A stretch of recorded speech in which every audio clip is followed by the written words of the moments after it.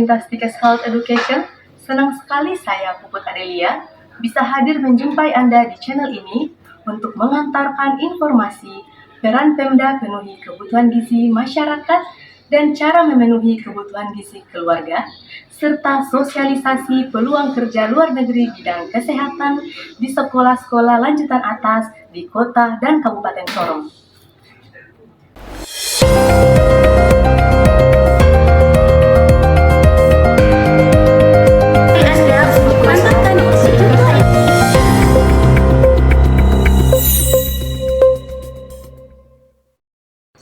Sekretaris Prodi Kesehatan Masyarakat Stikes Papua Sorong, Reni Permata AMKEP SKM MKes, berharap Pemda serius perhatikan kebutuhan gizi masyarakat karena pasal 28H ayat 1 Undang-Undang Dasar 1945 menuntut Pemda penuhi kebutuhan gizi masyarakat yang bermutu. Pasal 28H ayat 1 Undang-Undang Dasar 1945 menyatakan setiap orang berhak hidup sejahtera lahir dan batin dan harus di lingkungan hidup yang baik dan sehat serta berhak memperoleh layanan kesehatan. Artinya negara yang diwakili pemerintah daerah bertanggung jawab atas kesejahteraan warganya, salah satunya masalah gizi masyarakat. Karenanya, Sekretaris Prodi Kesehatan Masyarakat Stikes Papua Sorong, Reni Permata, berharap Pemda perkuat sistem kewaspadaan pangan dan gizi dengan program makan bergizi gratis Presiden Prabowo. Bagus juga program Pak Prabowo ya Pak. Jadi kalau memang ini ya itu dari pemerintah itu memang harus menggandeng ya. Dan sebetulnya dengan menggandeng itu secara tidak langsung meningkatkan juga income untuk keluarga, pendapatan keluarga seperti itu Pak. Jadi ya memang harus diatur sih. Kalau begitu kita bisa notice di pemerintah daerahnya Pak. Jadi masing-masing daerah itu memang harus menggandeng atau memberdayakan UMKM yang ada di wilayahnya. Jadi memang dari pemerintah daerahnya harus memang yang lebih giat lagi untuk bisa memperhatikan hal ini sehingga UMKM yang ada di daerahnya itu bisa terangkat seperti itu Pak dengan adanya program ini. Apalagi ini kan makan gratis ya, otomatis itu sangat banyak lingkup yang ada di situ. Contohnya sayuran, kemudian buah, kemudian di situ juga saya lihat kalau isi piringnya itu ada susu juga gitu.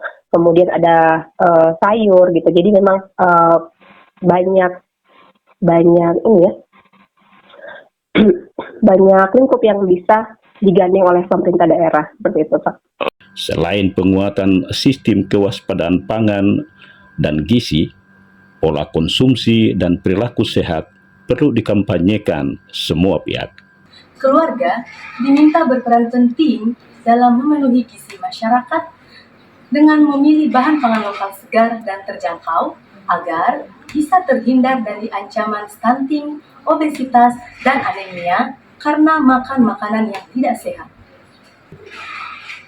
Bagaimana cara keluarga memilih makanan bergizi agar bisa sehat sesuai tema Gizi Nasional 2025, Pilih Makanan Bergizi untuk Indonesia Sehat?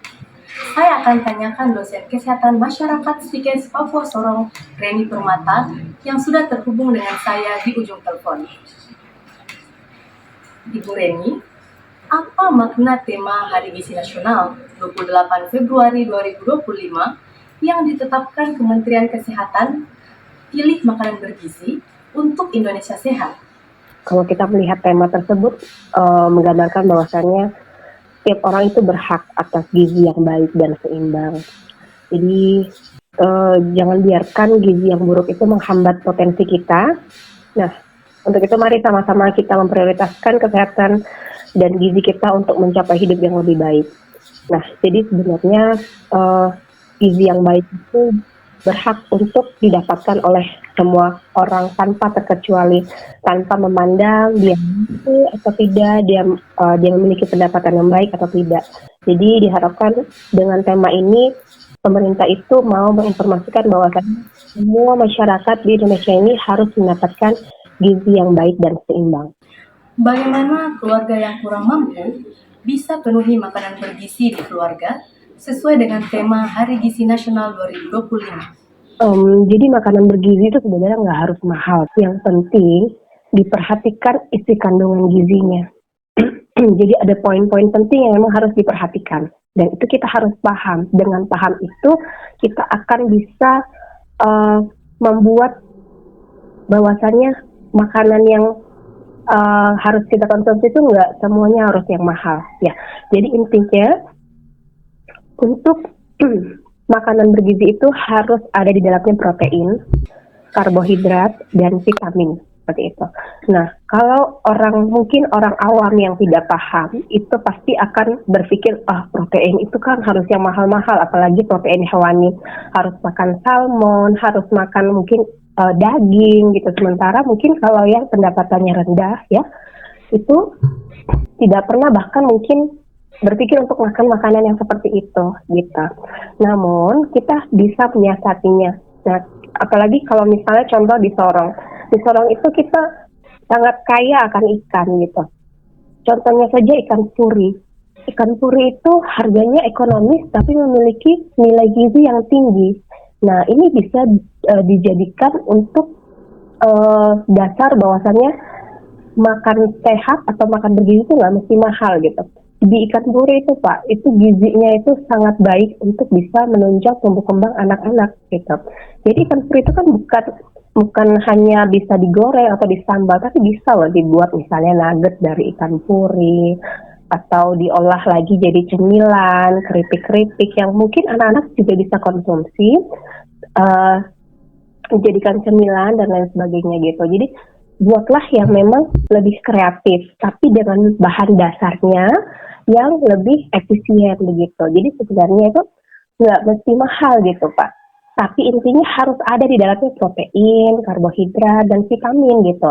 Nah, di Sorong juga kalau yang saya lihat itu sangat banyak sekali buah-buah yang dihasilkan dari alami. Contohnya pisang. Pisang itu kalau kita lihat di Sorong kan harganya mahal ya. Namun kan sangat banyak yang menanam pisang gitu. Jadi itu sebenarnya bisa diberdayakan juga di tingkat keluarga kalau mau membahas itu. Jadi kalau memang kita merasa kita kurang mampu dalam hal pembiayaan, nah kita bisa berdayakan nih mungkin wilayah atau daerah tempat-tempat yang kosong yang ada di sekitar rumah untuk mungkin kita bisa tangani yang bisa membantu lah untuk bisa mendongkrak terkait dengan ketahanan pangan di dalam keluarganya kita sendiri gitu.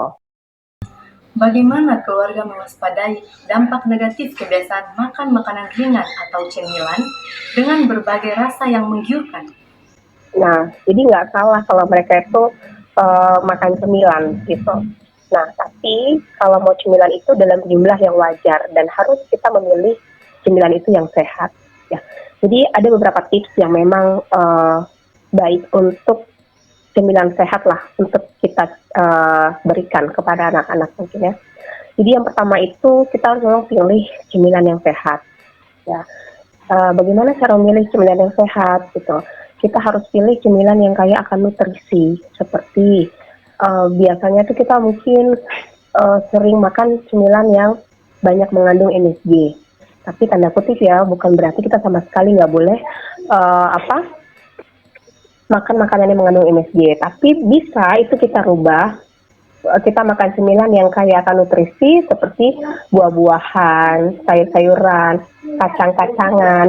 kacang-kacangan dan biji-bijian. Kemudian kita harus hindari juga cemilan yang tidak sehat, seperti cemilan yang tinggi akan gula, garam, lemak, permen, keripik, makanan ringan yang tidak sehat, ya itu juga kita harus hindari Pak, karena memang banyak hal yang kalau kita bedah lagi itu banyak hal yang tidak baik gitu. Kemudian jangan berlebihan tipsnya, ya. Jadi pastikan kita tuh nggak makan cemilan yang terlalu banyak, karena juga dapat mengganggu keseimbangan nutrisi dan menyebabkan kelebihan berat badan juga. Kemudian tipsnya adalah kita ajarkan anak-anak untuk memilih cemilan yang sehat, ya. Bagaimana sih caranya? Caranya adalah mengajarkan anak-anak untuk memilih cemilan yang sehat dan menghindari cemilan yang nggak sehat. Ya, kita harus paham dulu, kita yang paham dulu ya, mana cemilan yang sehat, mana yang tidak sehat. Nah, baru kita ajarkan atau informasikan kepada anak-anak kita. Kemudian pastikan anak-anak itu makan makanan utama dulu, Pak. Pastikan mereka makan makanan seperti nasi, sayur, dan pisang gitu. Baru makan cemilan, kan namanya juga cemilan, pasti itu adalah makanan pendamping gitu, Pak. Jadi jangan dijadikan makanan cemilan itu menjadi makanan utama. Yang di sini nanti dampaknya ke depannya kalau dia sudah besar ataupun kalau dia di usia remaja sering mengkonsumsi cemilan, maka efeknya di masa tua nanti akan banyak penyakit-penyakit yang sudah menunggu gitu. Jadi intinya pola baik, pola hidup baik dan sehat dulu dimulai dari sekarang, sehingga nanti di masa tua kita bisa menuai apa yang sudah kita buat. Siapa yang paling berperan menyadarkan keluarga menurut Ibu? Ya, jadi sebenarnya peran yang utama dan paling utama itu adalah keluarga, karena memang di dalam keluarga itu kita yang memanage keluarga kita mau jadi seperti apa. Nah, kalau berbicara kita dari segi institusi, segi pemerintah, itu kita bisa melakukan seperti edukasi. Nah, kita di Stikes itu sudah berjalan untuk melakukan edukasi seperti ini, Pak. Sering di Stikes itu melakukan pengabdian pada masyarakat, menginformasikan atau mengedukasikan pada masyarakat, baik itu melalui posyandu, kemudian melalui media sosial, untuk menginformasikan kepada masyarakat bahwasanya hidup yang baik itu seperti ini. Bagaimana caranya untuk kita bisa, kalau dibilang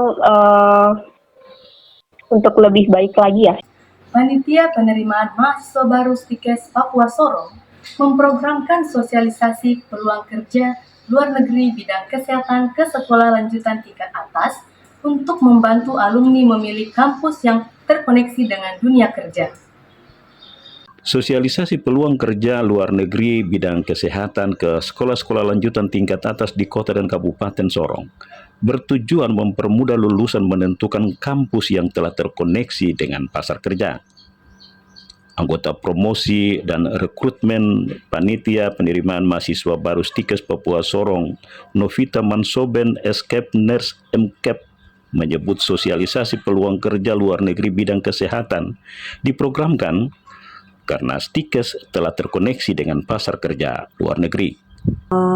Promosi dan rekrutmen dalam kepanitiaan tahun 2025 ini, kami ingin mensosialisasikan kembali kepada lulusan-lulusan SMA di seluruh Sorong Raya ini bahwa Stikes Papua, lulusan dari Stikes Papua itu mempunyai peluang yang sangat menjanjikan gitu ya, karena lulusan dari kita ini tidak hanya bekerja di Kota Sorong saja, tetapi bisa sampai ke luar negeri.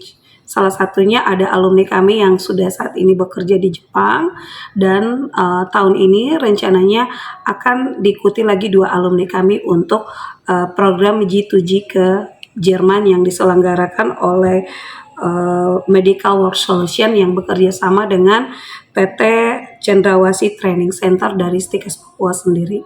Jadi kami harap lulusan dari Stikes Papua ini mereka punya pemahaman bahwa pelayanan kesehatan itu tidak hanya target marketnya hanya di masyarakat dalam kota, tetapi mereka bisa juga berpeluang bekerja sampai ke luar negeri.